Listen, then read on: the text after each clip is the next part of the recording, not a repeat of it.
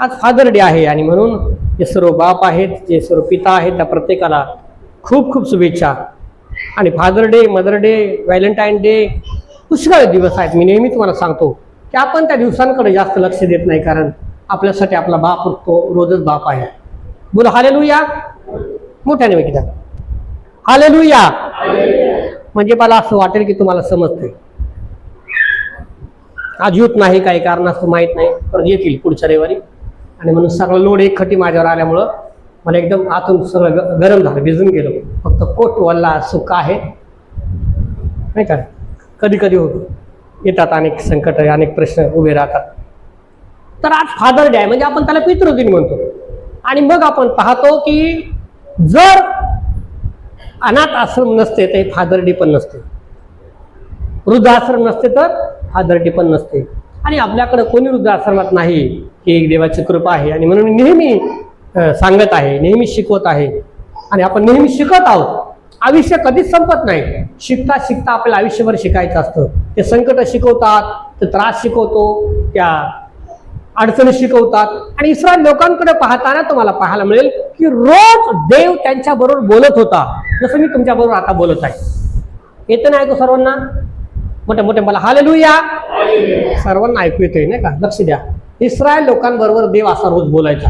त्यांचा बाप आहे तो काय म्हणत होता, ही माझे लोक, ही माझी प्रजा, माझे लेक आहेत. आणि म्हणून तो रोज त्यांच्या बरोबर बोलायचा. भूक लागली, बाहेर प्लेट ठेवायची, घरात निघून जायचं, झोपायचं, मानना आपाप येणार आहे, घ्यायचा, खायचं, काहीच कष्ट नाही. आणि आईबाप सुद्धा काय करतात, लेकरांसारखी तसंच करतात. सगळं त्यांना रेडी, काही त्रास नाही. आणि मग काय होतं, सगळं रेडीमेड दिल्यामुळं, सगळं सुख दिल्यामुळं लेकरं हाताबाहेर निघून जातात. फादर डेच्या निमित्तानं आम्हाला शिकायचं आहे की देवाचं वचन आमच्याकरिता काय सांगत. मी तुम्हाला नेहमी सांगत आहे की जे दुःख, जे त्रास आम्ही पाहिला, आमच्या मागच्या पिढीने पाहिला, तो आता लेकरांना नाही. आता जन्मल्याबरोबर लगेच त्याला मोबाईल आहे. जन्मला का त्याचा पहिला फोटो निघतो. आमचा कधी काढला आम्हाला लहानपणचा फोटोच माहित नाही. आहे का कोणाकडे लहानपणचा फोटो आपला, 5वीतला म्हणा किंवा पाळण्यातला म्हणा, आहे का? माहीतच नाही. पाळणाच नव्हता, पोत्याची झोळी होती, ती झाडाला किंवा सफराला बांधायचे, बस. बुरान विटा नाही, दुधाची बाटली नाही, काय माहित नव्हतं. आता लगेच रेडी नाही का. जन्म होण्याच्या अगोदर पहिलं बाळवत होतं, जुन्या कपड्याचं बाळवंत गुंडाळायचे. आता लगेच नवे नवे सूट आहेत, हजारो व्हरायटीज आहेत. मला काय सांगायचं आहे की आईवडील हे करतात, का करतात? कारण ते त्यांचं लेकरू आहे. देव सुद्धा इस्रायल लोकांसाठी तसंच करत होता की कुठलंच दुःख नको माझ्या लेकरांना. लेकर म्हणाले की आम्हाला आता मटण खायचंय, लावा पक्षी आकाशातून आले. आणि त्याचा परिणाम काय झाला, ते लेकर देवाच्या विरोधात बंड करू लागले, देवापासून दूर गेले. आणि मग जेव्हा देवापासून दूर गेले ना, देवानं आग्या साप पाठवला. कोण पाठवला? आग्या साप. म्हणलंय साप चावला की आग व्हायची, लोक मरायचे. मग म्हणलं की जो कोणी त्या खांबावर टांगलेल्या सापाकडे पाहिजे पितळेच्या, तो वाचेल, अन्यथा मराल. आणि मग तसंच आम्हाला कधी कधी कठीण व्हावं लागतं घर सुधारवण्यासाठी. कठीण व्हावं लागतं, आईला कठीण व्हावं लागतं, बापाला कठीण व्हावं लागतं. आणि मग मला तुम्हाला सांगायचं की आज 24 अध्याय आपण शिकणार आहोत. आणि 24 अध्यायामध्ये काय म्हटलंय वाचा, नीतिसूत्राचं पुस्तक अध्याय 24, आपण 24 रविवार शिकत आहोत. हा काय म्हटलंय, दुर्जनांचा हेवा करू नको, त्याच्या संगतीची सुद्धा इच्छा धरू नको, त्याचे अंतःकरण बलात्कार करण्याचा बेत करीते, त्याच्या वाणीतून घातपाताचे बोल निघतात, सुज्ञानाच्या योग्य घर बांधते. काय म्हटले तो अगोदर? काय म्हणतो देव सांगत आहे, हा शलोमोन राजा नीतिसूत्र करता, लेकरांकरिता, मंडळीकरिता, तुमच्याकरिता, माझ्याकरिता फार मोठा मोलाचा संदेश देत आहे. की मी मागच्या वेळेला तुम्हाला सांगितलं की मला काही काम नाही म्हणून मी ठेवून तुम्हाला अर्धा तास 1 तास बडबड करतो असं नाही, किंवा तुम्हाला काही धंदा नाही म्हणून तुम्ही येऊन बसता असं नाही. आमची श्रद्धा आहे, अंधश्रद्धा नाही. आमचा देव जिवंत आहे, त्याची कुठे आम्ही मूर्ती बसवलेली नाही. आम्ही गृहीत धरतो की देव काय करत आहे, ऐकत आहे. मग तो देव आम्हाला संकटातून सोडवणार नाही का? बोलो. पण आम्ही काय करतो, आमचे प्रयत्न करणं थांबवत नाही. आम्ही देवावर सोपत नाही, मी स्वतः सगळं करायचं विचार करतो. असं म्हटलं की घर बांधलंय एखाद्याने, पहिला माळा, दुसरा माळा, तिसरा माळा, तिसऱ्या माळ्यावर वर देवाला बंद करून ठेवलं. खाली यायचं नाही, खाली मी माझं वागेल. मग घरात त्याचा तमाशा आहे, बाहेर त्याचा आहे, सगळं राज्य तोच करतो. देवाला म्हणतो तू तिथंच थांब. आम्ही तसंच ख्रिश्चन जीवन जगतो. चर्चच्या आतमध्ये आल्याच्या नंतर आम्ही धार्मिक आहोत, आम्ही नम्र आहोत, आम्ही नीतिमान आहोत असं वागतो. आणि बाहेर गेलो का आमचं स्वभाव, आमचं स्वरूप, आमचं रंग बाहेर निघतो आणि मग देव आमचं काम करते. बोला हालेलुया. शास्त्र सांगतं देव सगळ्या वाईट दिवसांमध्ये काय म्हटलंय, दुर्जनांचा हेवा करू नको. सगळे वाईट दिवस होते, कोणी कोणाचं ऐकत नव्हतं, कोणी कोणावर विश्वास ठेवत नव्हतं, मनुष्य भ्रष्ट झाला होता, मनुष्य पापानं बळकून गेला होता, देवाला त्यानं सोडलं होतं. अशा कठीण काळामध्ये एक मनुष्य धार्मिक आहे. कोण? नोहा. देव त्याच्याबरोबर बोलत आहे आणि देव त्याला सांगत आहे की नोहा मी पाऊस पाडणार आहे. आजही लोक सांगत आहेत, पवित्र शास्त्र सांगत आहे, प्रगटीकरण सांगत आहे की अत्यंत भयंकर दिवस येणार आहेत, दुष्काळ येणार आहे, संकट येणार आहेत, युद्ध होणार आहे, अग्नीचा पाऊस होणार आहे. लक्षात घ्या, देव काय सांगत आहे, अग्नीचा पाऊस होणार आहे. इतकं टेम्परेचर च्या भूतलाचं वाढत चाललंय, इतकी गरमी वाढत चालली. नोहाच्या काळाप्रमाणे आजही लोक देवापासून दूर आहेत, आजही लोक बळकत आहेत, आजही लोक देवाला सोडून जात आहेत. फक्त नोहानं देवाकडं आपला कान लावला, देवाकडे लक्ष लावलं. एक नाही, दोन नाही, 120 वर्ष तो काम करतो. किती वर्ष?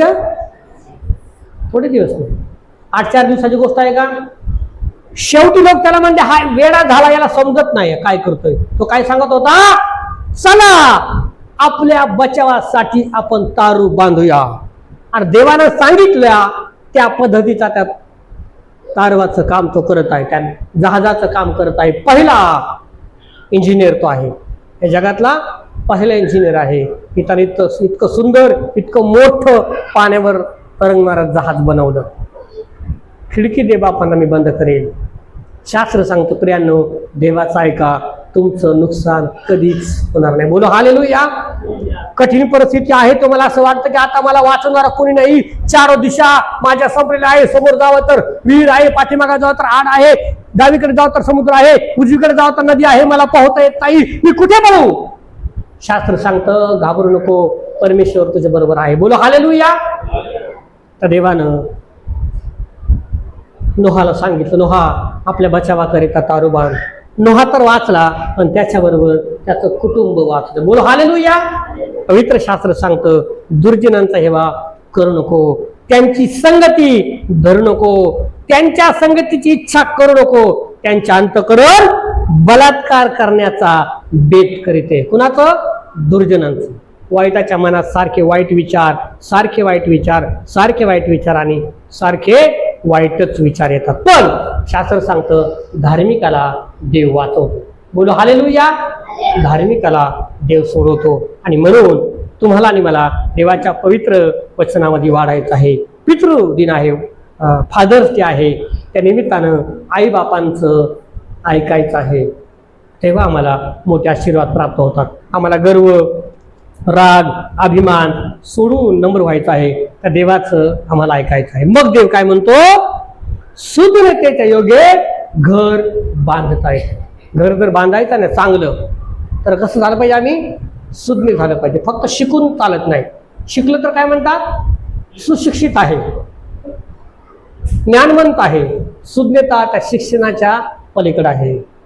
निर्णय घेण्याची क्षमता, पुढचा 100 वर्षात विचार करा. लवकर पायाजवळ विचार करू नका, पुढे विचार करा की काय होईल, माझा निर्णय चुकला तर काय होईल.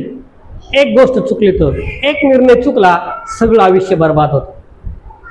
एक निर्णय चुकला सगळं जीवन काय होतं, बर्बाद होतं. सगळं घर काय होतं, बर्बाद होतं. म्हणून मी तुम्हाला सांगत आहे, सैतानाला आमच्या जीवनात वास करू देऊ नका. सैतानाला घरामध्ये राज्य करू देऊ नका. काही होऊ द्या, प्रार्थना करा. मागील 1 महिन्यापासून पुष्कळ टेन्शन मधून मी गेलो, पुष्कळ समस्येमधून गेलो. संकटावर संकट, संकटावर संकट, निराशा, दुःख, त्रास. पण सर्व परिस्थितीमध्ये देवाला धन्यवाद देत होतो.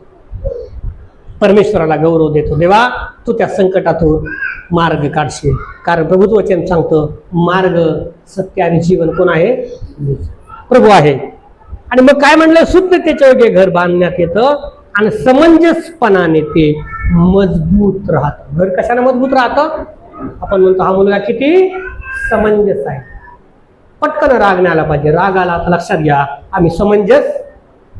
विचार करा काय म्हणलं याच्यामध्ये? विचार कर म्हणजे तुला समज घडेल. विचार करा काय होईल. रागानं पटकन निर्णय घेऊ नका. रागानं पटकन निर्णय घेतला, रस्सी घेतली, बांधली, एक दिवस रडतात. किती दिवस रडतात? एक दिवस रडतात, दुसऱ्या दिवशी विसरून जातात. हे जीवन फार अनमोल आहे. कसं आहे? अनमोल आहे आणि ते एकदाच आहे. जीवन कसं आहे? एकदाच आहे, पुन्हा नाही. एकदा मरणानंतर पुन्हा नाही. ते सार्वकालिक जीवनाकडे, पण या पृथ्वीवरचं जीवन एकदाच आहे आणि म्हणून खूप विचार करा. म्हणून तो वासू म्हणतो समंजसपणाने ते मजबूत. हे घर जीवनरूपी घर म्हटलं. विटानं दगडानं मातीने बांधलेल्या खोलीबद्दल प्रभू सांगत नाही, ह्या जीवनरूपी घराबद्दल तो सांगतो की जीवनरूपी घर आमचं समंजसपणाने मजबूत होतं. आणि मग 4व्या वचनामध्ये तो लिहितो ज्ञानाच्या योगे त्याच्या खोल्या सर्व प्रकारच्या मूल्यवान आणि मनोरम वस्तूंनी भरून जातात. कशाच्या योगे? ज्ञान. आणि म्हणून पवित्र शास्त्र काय सांगतं? परमेश्वराचं भय. परमेश्वराचं भय हे काय आहे? ज्ञानाचा प्रारंभ आहे. लक्षात घ्या, लहानपणापासून तुम्हाला आईवडिलांना देव शिकवला का नाही? मागच्या पण आठवडे मी तुम्हाला सांगितलं ज्याचा हात मोडेल आमच्या मंडळीच्या सेक्रेटरीच्या गळ्यात पडेल. असं होतं का? कुणाच्या हातात गळ्यात पडेल त्याच्यात. म्हणून शास्त्र काय सांगतं की ज्ञान हे आम्हाला देवाचं ज्ञान प्राप्त करून घेतलं. फक्त मंदिरात बसण्यापुरतं नाही, सदैव सर्वदा संकट येऊ जाऊ, त्रास होऊ द्या, पण त्या त्रासामध्ये टिकून राहा. त्या त्रासामध्ये देवाला धन्यवाद करा की प्रभू मला तो मार्ग दाखव, तूच मार्ग आहेस. इस्रायल लोकांना 40 वर्ष अरण्यात भटकावं लागलं. किती वर्ष? फक्त 12 दिवसाचा म्हटलंय रस्ता आहे. 11 की 12 दिवस, 12 हेर गेले ते छोटासा रस्ता आहे. 40 वर्ष का लागले? कोण सांगेल? कठीण कठीण अंतःकरण. देवाने मानना दिला, खाल्ला का विसरून गेले. लावा पक्षी दिले, खाल्ले का विसरून गेले. आणि मंदिरात आलो, थोडा वेळ प्रार्थना केली, बाहेर गेलो का कठीण होतो, लगेच देवाला विसरून जातो. स्तुती आणि स्तवन केलं तितक्या वेळा आम्ही धार्मिक होतो. खुर्चीवर बसल्या बरोबर जाऊ देतो गातो मी गाणार नाही, लगेच कठीण होतो. देव आम्हाला आशीर्वाद देणार नाही. प्रियजन हो, मी तुम्हाला सांगत आहे की जीवन फार अनमोल आहे आणि म्हणून काय जीवनाचा आनंद घ्या आणि देवाला धन्यवाद करा. आमचा बाप, आमची आई देवच आहे. त्याच्या सारखं या जगामध्ये कोणीच प्रेम करू शकत नाही, लक्षात घ्या. आणि म्हणून सर्वदा तो देव आमच्या बरोबर असला पाहिजे. त्या देवाची भीती आम्हाला असली पाहिजे. आम्ही कुठेही आहोत, मग त्या गीतामध्ये आम्ही गातो, मी कुठेही कसंही असो ख्रिस्त माझ्यामध्ये दिसो. मी पाप करत आहे, माझ्या डोक्यात तूप पेटली पाहिजे लगेच की अरे मला देव बाप पाहतो. मला कोणी नाही पाहिलं तरी मला कोण पाहणार आहे? जरी मला जरा चुना लक्षात आलं पण की माझं काम नाही, मला देव पाहत आहे. मी परमेश्वरात आहे, मी कोणाचा आहे? देवाचा आहे. आणि म्हणून मला देवाचे गुणगान केले पाहिजे. जे माझ्यापेक्षा, प्रभू काय म्हणतो पहा, मतशुभ वर्तमान त्याचा 10वा अध्याय 34 वाचा. मग ते 10 वचन 37. तो म्हणतो जो माझ्यापेक्षा आपल्या बापावर किंवा आपल्या आईवर अधिक प्रेम करीतो तो मला योग्य नाही. प्रभू स्वतः काय सांगत आहे? असा कोण मुलगा आहे की तो माझ्यापेक्षा अधिक प्रेम करतो? शास्त्र सांगतं की सर्वात फार महत्वाची गोष्ट आहे की आमचं प्रेम कोणावर असलं पाहिजे? देवावर. सर्वदा तुम्ही त्या देवाच्या बरोबर चला. तुमचं कधीच लिहून घ्या, कधीच वाईट होणार नाही. आणि इतकी सगळी धडपड करत आहोत, कशासाठी करतो? जगण्यासाठी. कशासाठी करतो? जगण्यासाठी. आणि तेच देवाच्या हातात. कोणाच्या हातात आहे? देवाच्या हातात. फार सुंदर नोकरी आहे, पण आम्ही जगू शकत नाही. काय फायदा आहे का त्या नोकरीचा?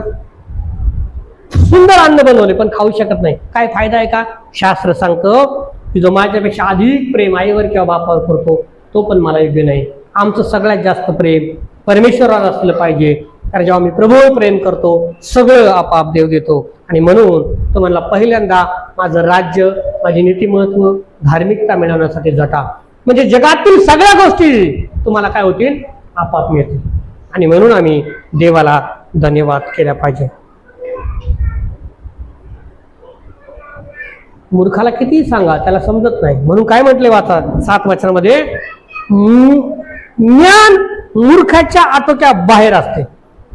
मी काय माझ्या मनात सांगत नाही. नीतिसूत्र 24:7 मध्ये काय म्हटलं? ज्ञान मूर्खाच्या काय आहे? आटोक्या बाहेर. तर म्हणतो जाऊ द्या मरोद्या, उपदेश करणं ते पायकाचं काम आहे. चर्च मधले लोक ते धार्मिक त्यांचं बघून घेतील, मला त्यांच्याशी काही घेणं देणं नाही. आणि पाहता पाहता दिवस निघून जातात. आणि मग काय म्हटलंय? संकट दरोडेखोराप्रमाणे आम्हाला, आजारपण दरोडेखोराप्रमाणे आम्हाला, दारिद्र्य दरोडेखोराप्रमाणे आम्हाला गाठायला येत. वाचूया 9 वचन वाचा. तर म्हणतो मूर्खाचा विचार पापरूप असतो आणि धर्मनिंदकाचा लोकांना काय येतो? कंटाळा येतो, वीट येतो. धर्माची देवाची निंदा करणारा देवाला आवडत नाही. आम्ही सर्वदा सगळ्या परिस्थितीमध्ये देवाला धन्यवाद होऊ द्या. अनेक प्रकार संकट येतील. मी रात्री नामानाची गोष्ट वाचत होतो.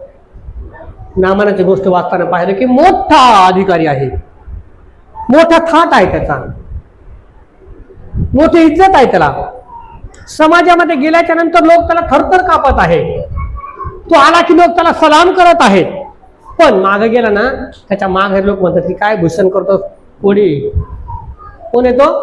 कोड फुटलेत त्याला, काय धड येतो. लोक नावं ठेवत असतील.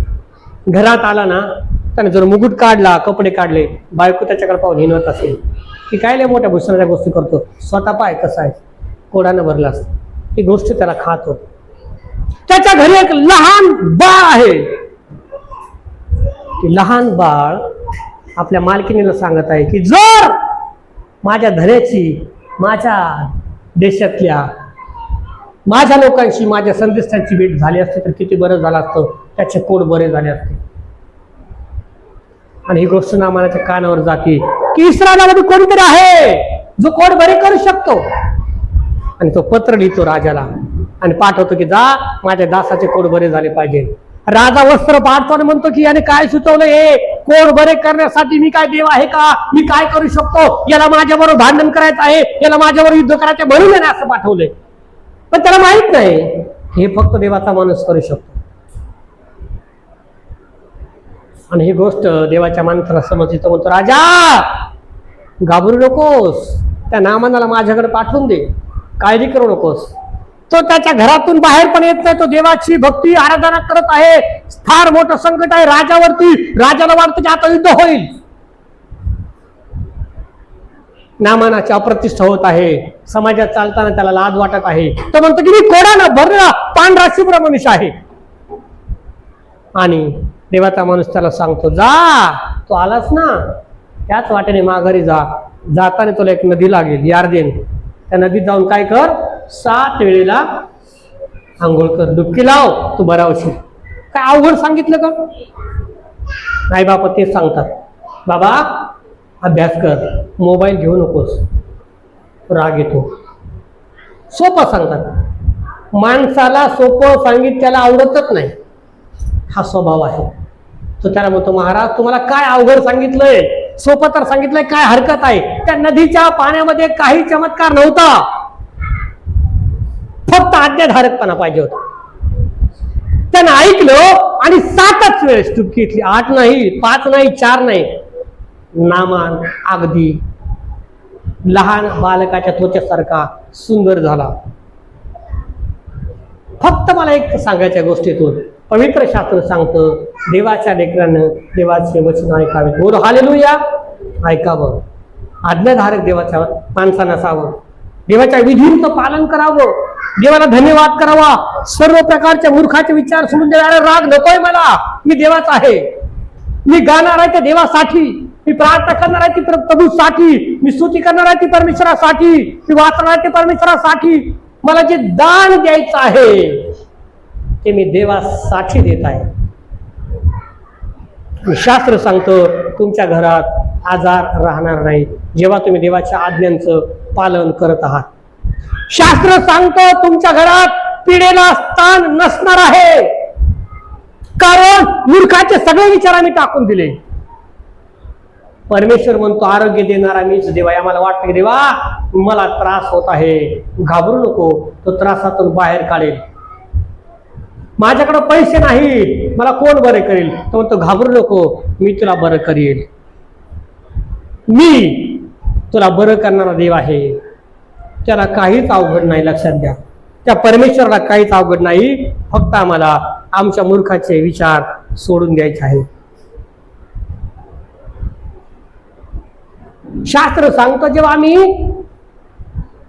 देवाचं गौरव सोडून सैतानाच्या मागे लागतो, माणसाच्या मागे लागतो, मोठेपणाच्या मागे लागतो, तेव्हा देव काय म्हणतो? 10 वचन वाचा, काय म्हणते?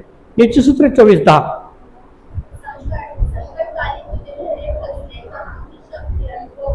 का म्हणतो? संकटामध्ये तुझं धैर्य खचलं तर तुझी शक्ती काय होईल? अल्प होईल. आम्ही थकून जातो, थरकाप सुटतो, 10 म्हणले त्याला, धाप लागते,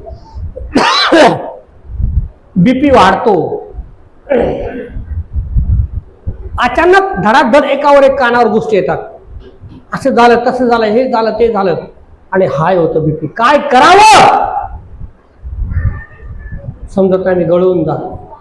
गुरुवारी तसं झालं मला, एका मागं एक फटाफट फोनवर फोन, गावावरून फोन आला, भावाला अटॅक आला, त्याला ऍडमिट करायचा आहे, 1 लाख रुपये पाहिजे ताबडतोब, त्याला छातीत इंजेक्शन द्यायचंय, आणि कोणीच मदत नाही, काय नाही, सगळं. काय करावं देवा, कुठून आणू आता? आजकडे काय पैसे आहेत का? असं नाही की जायचं झाड हलवायचं की गोळा करायचं घ्या, असं आहे का? कठीण आहे. एका मागून एक संकट, एका मागून एक समस्या. संकट काळामध्ये फक्त स्थिर उभा राहून देवाला फक्त धन्यवाद दिला. गायलं, धन्यवाद के साथ स्तुति गाऊंगा हे मेरे यीशु प्रभू. धन्यवाद.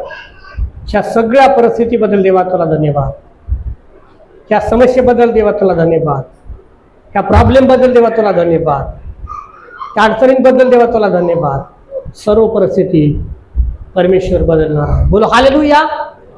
संध्याकाळपर्यंत सगळी परिस्थिती आपाप निवडली. दुसऱ्या दिवशी काल ऑपरेशन पण झालं, सगळी परिस्थिती ठीक झाली. परिस्थिती सैतान उभी करतो आणि आम्हाला गोंधळ होता, काय करावं. पण त्या कठीण परिस्थितीमध्ये स्थिर उभं राहण्याकरिता परमेश्वर हात देतो, हे कधीच विसरून जाऊ नये. जेव्हा अजूनही आम्ही भांडत आहोत, अजूनही आम्ही रागिष्ट आहोत, अजूनही आम्हाला देव समजत नाही, तर पवित्र शास्त्र सांगतं आम्ही कोण आहोत? मूर्ख आहोत असं म्हटलं. नीतिसूत्रे 24 वचन 9 मध्ये म्हणले की मूर्खाचा विचार पापरूप असतो. मूर्खाला वाटतं की आता एका फटक्यात, कुणाचे विचार आहेत? मूर्खाचे. एका फटक्यात डोकं फोडलं तर दवाखान्यात कोणाला न्यावं लागल? तुलाच न्यावं लागल. जेलमध्ये कोणाला जावं लागल? तुलाच जा. मेला तर जेलमध्ये कोणाला जावं लागल? हे मूर्खाचे विचार. म्हणून काय म्हटलंय? शांत, काही गडबड येत नाही, काही होत नाही, परिस्थिती आपाप काय होते? शांत होते. सर्व परिस्थितीमध्ये देवाला धन्यवाद करायचा आहे. मग तो 13 वचनामध्ये म्हणतो, माझ्या मुला, देव म्हणतो आम्हाला, माझ्या मुला मध खा. देव काय म्हणतो? काय खा? मध खा, तो चांगला आहे.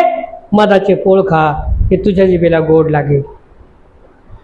पुढे तो 16 मध्ये म्हणतो, कारण धार्मिक 7च्या 70 वेळेला पडला तरी तो पुन्हा उठेल आपल्या बरोबर जमीनदोस्त होत नाही, तो पुन्हा पुन्हा पुन्हा पुन्हा उठेल. कोण? धार्मिक. पण दुर्जन पडला का तो काय होईल? जमीनदोस्त होईल, तो परत उठणार नाही. आणि म्हणून लक्षात ठेवायचं की संकटात देव आम्हाला वाचवेल, कारण आम्ही देवाच्या. बोला, मी देवाचा आहे. जेव्हा तुम्ही हे लक्षात घ्याल की देव माझा बाप आहे, फादर डेच्या निमित्तानं मी देवाचा आहे, तुम्हाला मला भिण्याची काहीच गरज नाही. तो देव तुम्हाला मला वाचवणार आहे. 24 वचनामध्ये तो काय म्हणतो पहा, वाचा बरं 24 आणि 28. तू धार्मिक आहेस असे तू दुर्जनास म्हणतो, त्याला लोक शाप देतील. हा, आणखी पुढे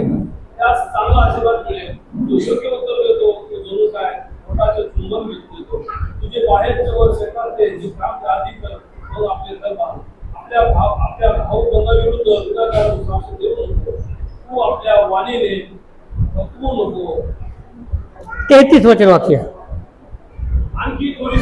पहा काय म्हटलं. मूर्खाबद्दल त्याने पुन्हा सांगितलं. मी तुम्हाला मागच्या आठवड्यात सुद्धा ती गोष्ट सांगितली होती. आणखी थोडीशी झोप घेतो, आणखी थोडी डुलकी घेतो, हात उराशी धरतो, जरासा निसतो, असे म्हणत जाशील तर दरिद्र तुला दरोडे खोराप्रमाणे आणि गरिबी तुला हत्यार बंद माणसाप्रमाणे गाठेल. पवित्र शास्त्र सांगतं फादर डेच्या निमित्तानं की देवाच्या प्रिय लेकरांनो, सर्व परिस्थितीमध्ये देवाला धन्यवाद करा. झोप शत्रू आहे, त्याला सोडून द्या. मी तुम्हाला नेहमी सांगत आहे की आपल्या मंडळीला सर्वात जास्त जर गरज असेल तर ती प्रार्थनेची गरज आहे. शुक्रवारी प्रार्थनेला या, बुधवारच्या प्रार्थनेचं आयोजन करा, उपकार स्तुतीचं आयोजन करा, प्रार्थनेत वाडा. सगळी जी धावपळ करतात, मी तुम्हाला सांगितलं, आता पुन्हा सांगतो, पैसे कमवण्यासाठी धाव धाव धाव धाव धाव धाव धाव धाव लोक धावतात, पुष्कळ धावतात. तो म्हणतो तुम्ही पहाटे उठता, उशिरा विश्रांती घेता आणि कष्टाने अन्न खाता, हे व्यर्थ आहे. पुष्कळ धावतात आणि मग कळतं वेळेला जेवलो नाही, वेळेला काळजी घेतली नाही, वेळेला काहीच केलं नाही.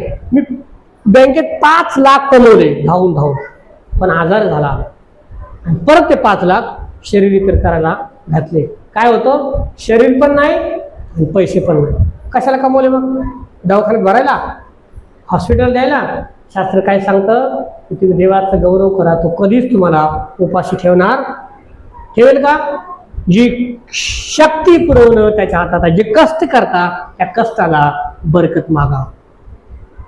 प्रभूला बोला, देवा मी कधीच रविवारी घरी राहणार नाही, मी तुझी उपासनेला नित्य हजर राहील.